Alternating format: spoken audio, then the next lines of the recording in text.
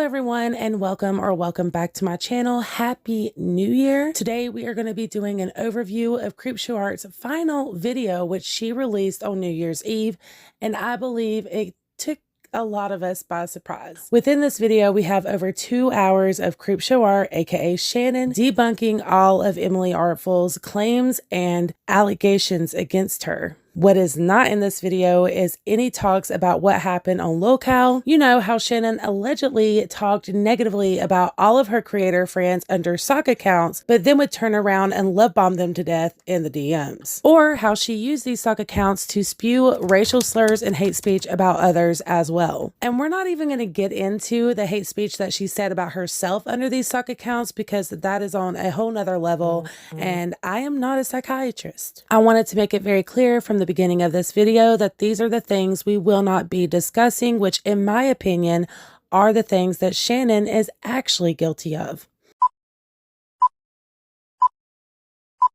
Her video starts off with this copyright disclaimer, which is nothing out of the ordinary. Creators use this all the time to protect themselves, especially when they're using other people's content that does not belong to them. At the bottom of this, however, Shannon leaves a lovely note stating that she really doesn't care anymore. So if this video is copyrighted, struck, or falsely taken down by any individual, she will take the matter to court. On the second screen, we get this here letting us know that if we are actually watching the video, it means one of two things. Either one, CreepShow's lawyers negotiated with Emily Artful's lawyers and they reached a private settlement which resulted in some retraction. Or number two, she took Emily to court for defamation and came out the other side, which I'm assuming means that she won. But I also don't like how she leaves it very wide open for speculation, which makes me wonder if this is just Shannon using her highly experienced manipulation tactics to spin her little stories to fit her narrative. And for that, my friends, I guess we will never know because there are no proof or receipts within this video. 2 hours long and no receipts of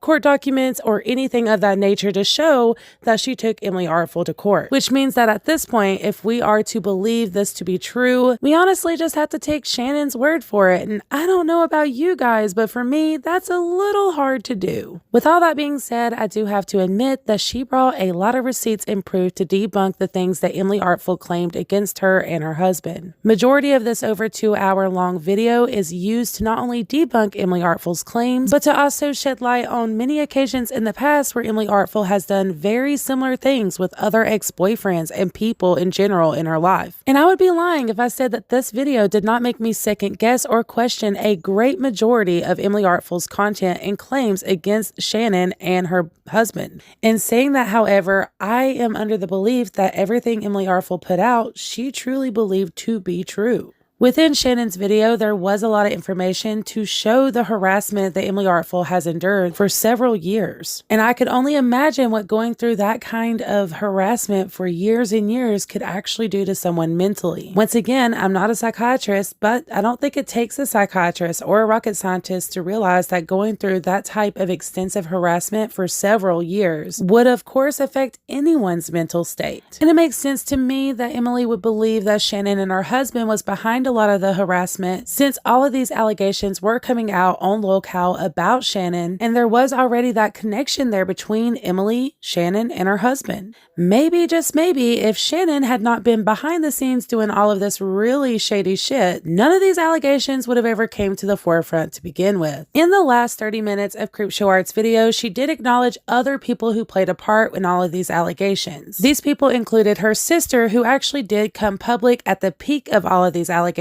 against Shannon and her husband, and she stated that Shannon had been guilty of being a stalker and harassing people many times in her past. According to Shannon, aka CreepShowart, this is something that her sister has done multiple times in the past on social media. Allegedly, every single time her sister gets upset with her, even over the smallest of things, she takes to social media to try to expose Shannon for being a horrible person. Shannon did show proof and receipts of this, which I will pop up on the screen for you guys to analyze for yourself and make your own opinions.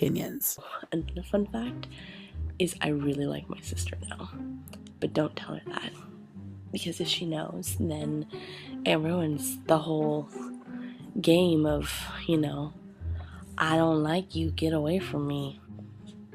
What's the point of that? We can't go around loving each other straight up, right?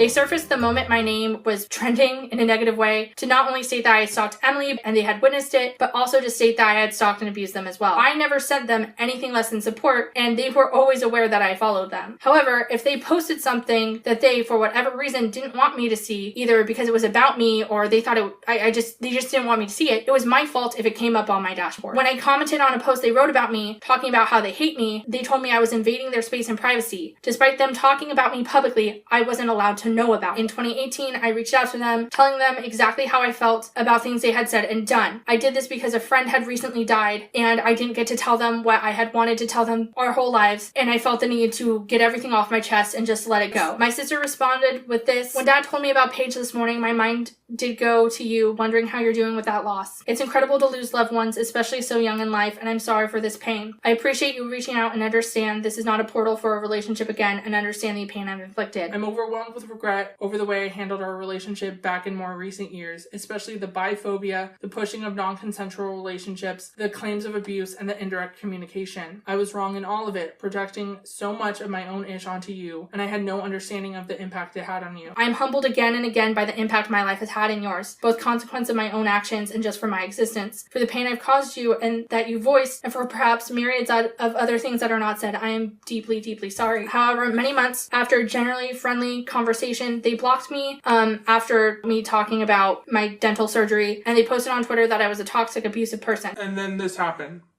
And suddenly they are stating once again that I'm the most abusive person in their life, and I've stalked them, and all this stuff that they've admitted isn't true. This is the part of the video where I actually can feel some remorse for Shannon. It is very obvious that there is a broken relationship here between these two siblings, and something that most definitely should be handled offline became very public because Shannon is a public figure, and because of all of these allegations out there, I believe her sister's seen this as an opportunity. And no matter what has happened between them, it is heartbreaking to see two sisters going at it in this way, especially if these allegations have no merit to them. So for this part, and this part alone, my heart does go out to Shannon. For one of your own family members to betray you in this way for the sake of views or attention, I can only imagine how heartbreaking that is. The next person that CreepShow addresses is her ex-friend Kevin, who publicly came forward at the peak of all of these allegations, stating that he had witnessed Shannon stalking and harassing Emily Artful.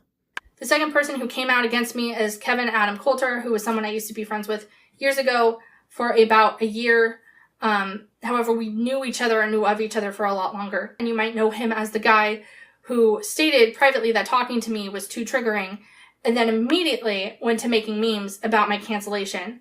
Shannon's story about her friendship with this guy Kevin seems very questionable to me, not to mention there also seems to be a lot of holes within her story. I also want to add in that this is the one person that she does deflect a lot of the blame on when it comes to cyber harassment and the fact that she states that she had witnessed him doing this to other people in the past. If this is true, then it is questionable, because why would you even be friends with someone that you know is harassing others online or in real life? And this seems like the perfect opportunity for the infamous saying, birds of a feather flock together. Kevin, like everyone else, just said a bunch of things, no evidence, and it also doesn't make sense for him to have witnessed anything, given that we weren't friends when the majority of the harassment took place, according to Emily. We had already stopped being friends, according to the timeline. However, I don't know if Kevin himself actually did anything to Emily, seeing as he was the one in my life who did know a lot about what was going on with her. He watched all her channels. But I do know he did similar things to his ex-girlfriends. Kevin would hack his girlfriend's Facebook pages, or they would just log on his accounts and he would go back into them in order to see who they were talking to. He'd go on their YouTube pages to see what they were posting, and he would generally just fuck with everything on their pages.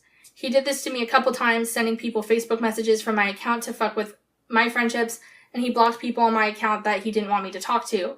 This is him doing it to me, like sending me messages from a different friend's account.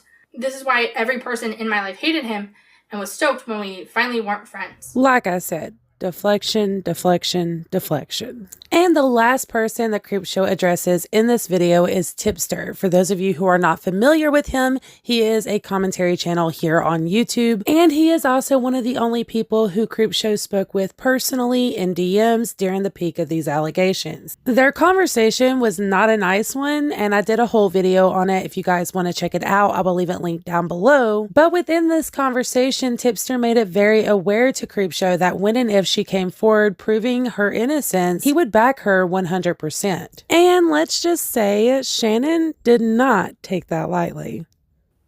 It's over. I am done. I am not coming back to YouTube. I have learned that the only people I can count on in my life are the people who actually know me.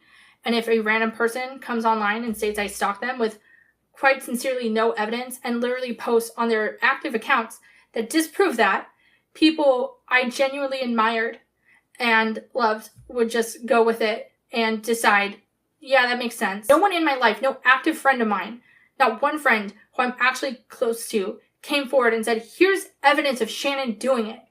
No one presented any evidence that holds up even a little bit to speculation. None. Which is why every lawyer, every police officer, every PI that Emily took this to immediately said she didn't have a case. Meanwhile, every lawyer I went to said I did and was eager to pursue this. And to all the people who were like, Shannon went away because she's scared of being sued. Emily couldn't have sued me. She couldn't have. I didn't do anything. Even if she tried. I said I would address Tipster, so this is for him. Tipster said that if I was able to prove that I didn't do what I was being accused of, that he would apologize to me. And to that, I say, fuck you. You disgusting person. You maliciously attacked my husband because you yourself couldn't scroll down far enough on Emily's Instagram and find the multiple posts that debunk her story that are still live. You're a journalist, but you just couldn't do that.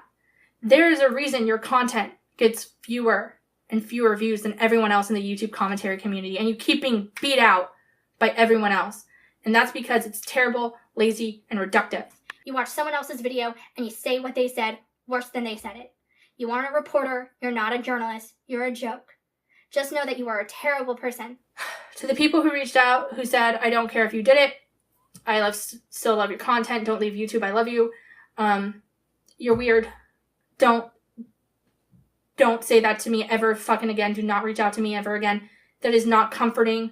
I spent all my time trying to help victims of what I was actually accused of, and to be told that my audience doesn't care about that is insane. To the people who told me to kill myself, better luck next time. Thanks for playing. And to everyone else, go touch some fucking grass. I am done. I'm fucking done. Tipster did respond in the comment section stating, I'm so bad at doing research, yet when I quote unquote harassed your husband by leaving a comment on his channel asking why he changed the name and deleted all the content, I was still able to find it when he went out of his way to hide it. And not only did Tipster make a very relevant point, but this is yet another legitimate thing that did not get addressed in Shannon's video. Along with all the LOLCOW stuff, the sock accounts, the love bombing of her friends after dragging them on other platforms, and the numerous other legitimate allegations were not addressed in this video. To be quite frank with you guys, I do believe that this whole video was a waste of time, that and a lot of deflection. And to you, Shannon, I bid a massive farewell. In this video, you not only showcase just how far you'll go to get the information you want on someone, which in hindsight proves exactly what everyone is saying about you and the allegations against you, but you also made it a point to degrade the very supporters who made you who you are here online to begin with, and your fellow creators who once believed that you were a quote-unquote friend and supported you since day one. But who am I kidding? You made it very clear in this video that you do not care, because that mask you wore for so long finally slipped. And people did see you for who you are and your true colors. And I want to thank you for showing us all just how important it is to stay true to yourself always, because when you wear a mask, honey, that sucker always slips.